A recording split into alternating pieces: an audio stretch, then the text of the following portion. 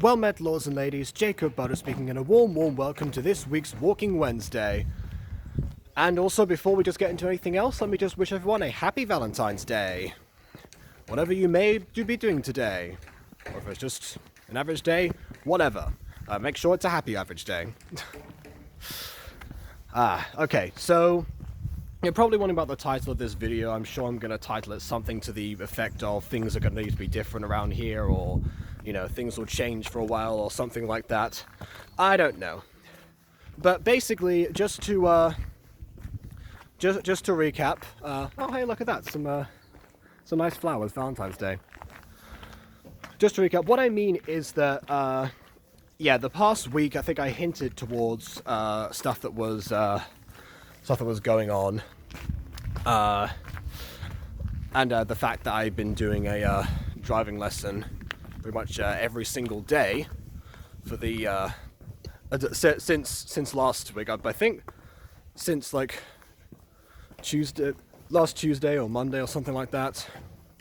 I don't really quite know. I just know that I was here last week, so I must have done around somewhere. Anyway, that has thrown me off the for a loop a little bit, because you know what my schedule tends to be. You know, basically most of the afternoon is either doing videos or writing or job application or video editing or whatever it might have actually been, yeah, so basically we've been operating under the guise of, you know, you can spare an hour of every day, because yeah, like not much is fixed. Streams tend to be fixed, and I know that I don't have to do those every single night, but the reason I have is particularly because it's because I'm concerned about how the next year is going to unfold. People have been saying that, you know, this January and this February have been pretty terrible in terms of revenue for people, and that tends to be the case. I mentioned this in a previous video, but because of the holidays, it tends to be the holiday season, adverts are at an all-time high because, you know, every company wants to advertise on every platform they can. And then afterwards in January there's a bit of a lull. That's why a lot of YouTubers will take breaks during that time. You know, why sometimes there'll be less frequent uploads, just because it ends up not being that viable for them. For me it's a bit more complicated, because of the fact that also affects watch hours. You know, if people are less inclined to be on YouTube around this time of year, then that means that, you know, the ones that are need to make sure to maintain. And to the credit of everyone, there's been an influx of newer people for the past, again, also for the past week. I'm seeing more and more new faces on the channel than I have for some time, I will say, because it mostly tends to be when watching the streams, mostly the same people, and then the VODs, well, you know, things happen with the VODs, and that's that. So yeah, that's for those reasons, keeping that momentum up has been very important, especially now. And yeah, like and if people don't know, the way that the watch hours tracker works is that it's on a 12-month basis. So because like that's how YouTube decides who is eligible for the partner program. You know, it's anyone who it is anyone who has achieved 4,000 watch hours within the last 12 months.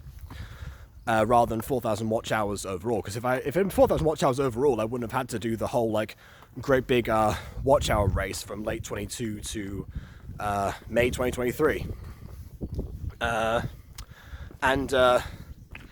so yeah, the that's why, because it had to be within that period, so, you know, because that says to YouTube, you know, the channel is active, it's getting people, it's, you know, doing this, that, and the other.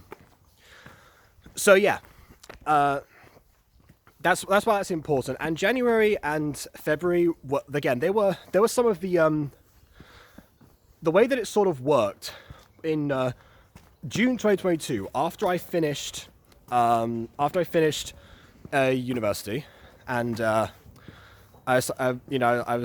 original plan was to just do 1 year of being off and then apply for something else, but for various reasons that didn't happen.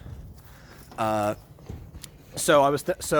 during that time, I was like, okay, finally I have time where I can properly focus, especially considering like how the channel was going and how everything was interfering with other stuff. Okay, let's see how I can emphasize that and push that forward.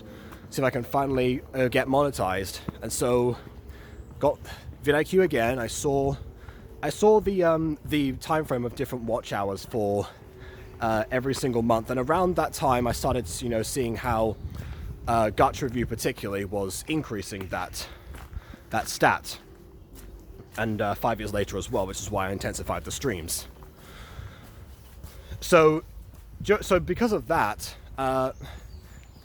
most of the later months of the year were, the ones that I'm either like away for partially or on holiday, etc.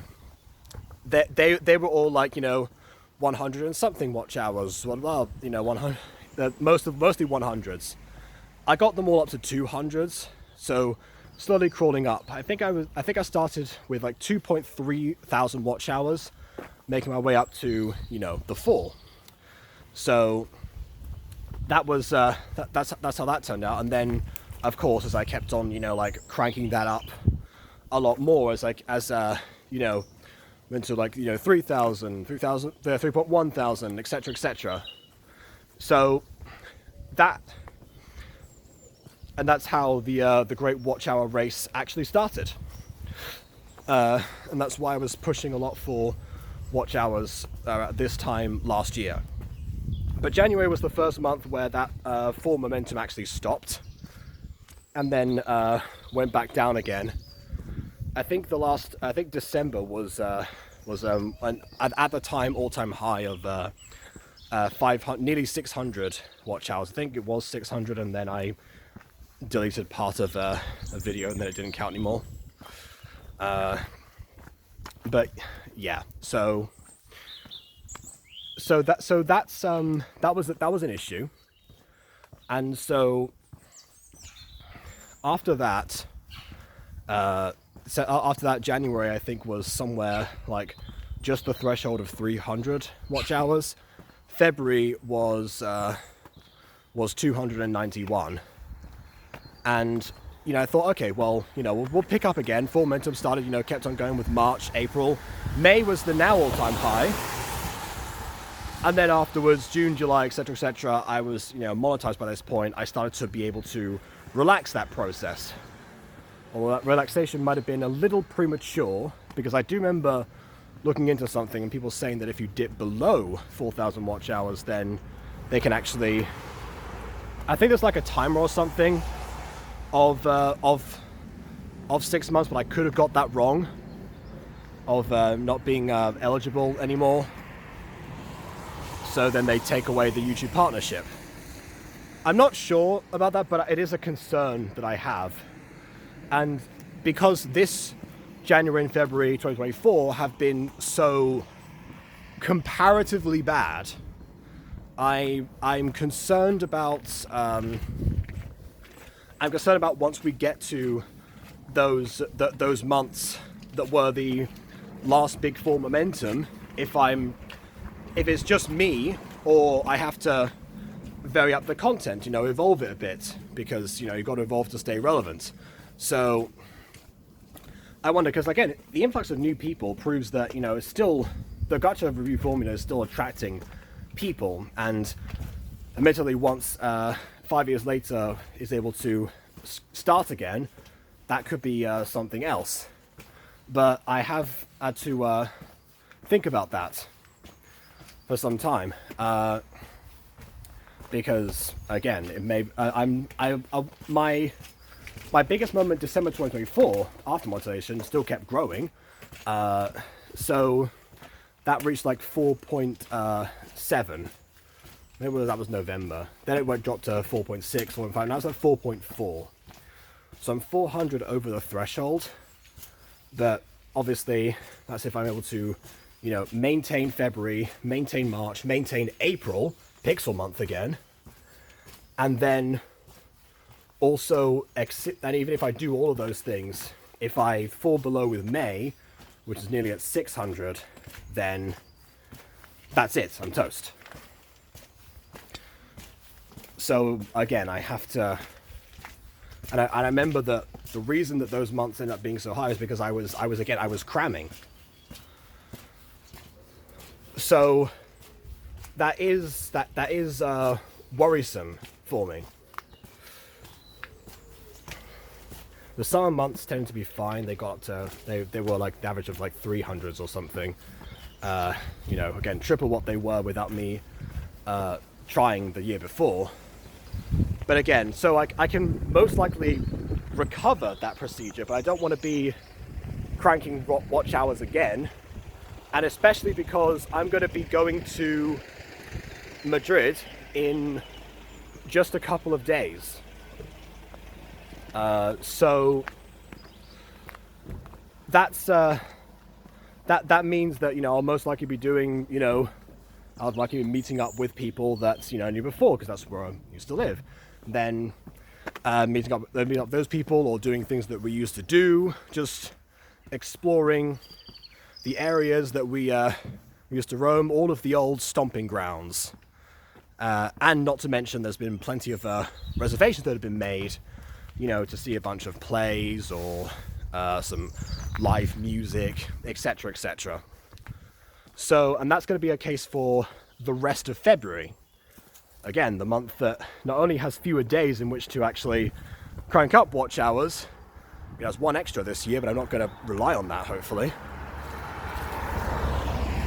And but then I won't be around for that. So again, really February is the last chance to really, like, you know, get like ahead, because obviously with March, a lot of my hyper-focus is going to be on the Muse & Go remake, which it supposedly would be. But again, because of the driving lessons, I've been, you know, I haven't had as much time, not only to mention that, I mean, even a couple of days ago, my dad just went, you know, Sean, because I don't call me Jacob, obviously, I found the perfect job for you, and then he like sent me that, and then the deadline is after we've gone to Spain. So I'm gonna sort that out first, because I'm still in the middle of that application.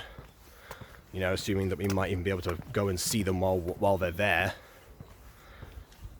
And say hypothetically, I even did land the position, which is not a guarantee, then the starting point they said was February and March.